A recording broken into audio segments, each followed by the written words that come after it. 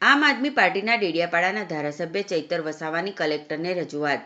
ભરૂચ રાજ્યભરમાં ગેરકાયદેસર દબાણ હટાવવાની ઝુંબેશ સરકાર દ્વારા શરૂ કરાઈ છે, જેના ભાગરૂપે ભરૂચ કલેક્ટર કચેરી નજીકના ઝૂંપડાઓ તથા લારી ગલ્લાઓ તંત્ર દ્વારા દૂર કરવામાં આવ્યા હતા। જ્યારે ટોલ ટેક્સ પર છૂટક ખાણીપીણીની વસ્તુઓ વેચતા લોકોને પણ હાઈવે ઓથોરિટી દ્વારા વારંવાર હટાવવામાં આવતા આ બાબતે આમ આદમી પાર્ટીના જિલ્લા પ્રમુખ પિયુષ પટેલે તત્કાલીન કલેક્ટરને રજૂઆત કરી હતી, છતાં કોઈ પરિણામ ન મળતા આજરોજ ડેડિયાપાડાના ધારાસભ્ય ચૈતર વસાવાએ ભરૂચ જિલ્લા કલેક્ટર ખાતે પહોંચી RDC NR ધાંધલને મૌખિક રજૂઆતો કરી હતી, જેમાં તેમણે જણાવ્યું હતું કે તંત્રના એકતરફી વલણ સામે આક્રોશ વ્યક્ત કર્યો હતો।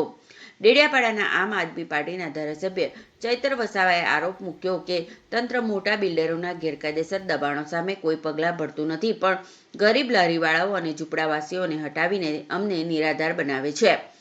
તેમણે માંગ કરી કે હાલમાં ચોમાસાની ઋતુ ચાલી રહી હોય, આ લોકોને હાલ પૂરતા નહીં હટાવી તેમની વૈકલ્પિક વ્યવસ્થા કરવા માટે પણ માંગ કરી હતી। જો તંત્ર દ્વારા આ વિષય પર કોઈ કાર્યવાહી નહીં કરાય તો આંદોલન કરવાની પણ ચીમકી ઉચ્ચારી હતી। હું હિનાબેન બોલું છું। મારો 13 થી 14 વર્ષ પહેલાંથી ગલ્લો ચાલે છે, ત્યાં લારી ગલ્લા છે મારા, તો અમે ધંધો કરીને ખાઈએ છીએ, પણ અમને મામલેદારબેન એમ કે તે હટી જાઓ, તમે આગલા દિવસ કીધું ને બીજા દિવસ તમારા ઝૂંપડા હટાવી દીધા। આજે અમે કઈ જઈએ ને શું કરીએ ધંધો?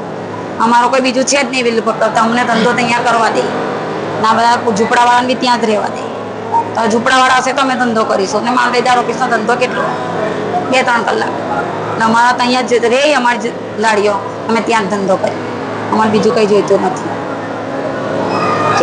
થોડા દિવસ પહેલા ભરૂચ પ્રશાસન દ્વારા જે અહીંયા વર્ષોથી આદિવાસી લોકો ઝૂંપડાઓ બનાવીને રહે છે, એમના ઝૂંપડાઓ તોડવાનું કામ કર્યું છે, ત્યારે અગાઉથી આપણે કોઈ પણ પ્રકારની નોટિસ કે કોઈ પણ પ્રકારની વૈકલ્પિક વ્યવસ્થા કર્યા વગર આ ચોમાસાના દિવસો ઉપર આવેલા છે અને ત્યારે ઝૂંપડાનો તોડવાનું કામ એમણે ચાલુ કર્યું છે। ત્યારે આજે અમે કલેક્ટર શ્રીને એક આવેદનપત્ર પાઠવવા અને બધા વતી રજૂઆત કરવા માટે આવ્યા છે કે જ્યાં સુધી આ લોકોની વૈકલ્પિક વ્યવસ્થા ન થાય ત્યાં સુધી આ લોકોને ઝૂંપડા તોડવામાં ન આવે એવી અમે માંગણી કરી છે।